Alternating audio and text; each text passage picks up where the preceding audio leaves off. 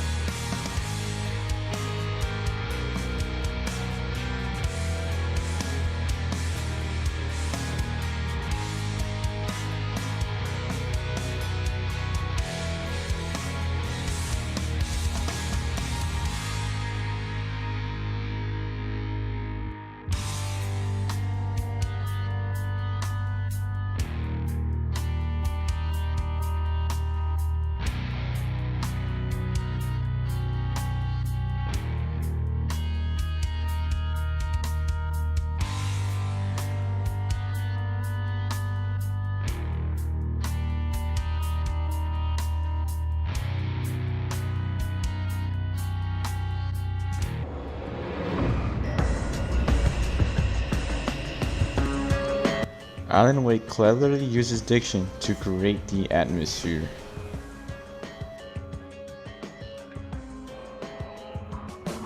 Alan Wake is a writer that has been stranded in an environment filled with forests and very dark areas. As you navigate through the forest, you'll come across a small property and you soon spot danger lurking in the dark. The danger turns out to be ordinary people that were turned evil by a mysterious dark force. As you can see in the video, they all seem to wield weapons and seem to speak a lot of gibberish.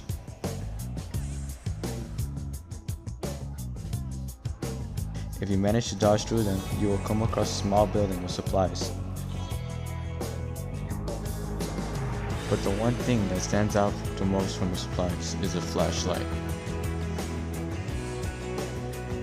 Okay, but where does diction come into play? It's simple. Throughout the game, you come across the manuscript. The loose sheets of paper were pages from a manuscript entitled Departure. That was the name I planned to use for the next novel I had never gotten started. I was named the author. I hadn't written it. I couldn't remember writing it. The manuscript is written by Alan Wake, and it tells you what happens to the story of the game. He describes the darkness controlling the people as fleeting shadows like ink underwater, like a cloud of blood from a sharp bite. One thing to note is that you heal in the light, and another example of great diction is used to describe the safety of the pool of the bright light. He describes being in the safety net as being bathed in the cold light. I was safe.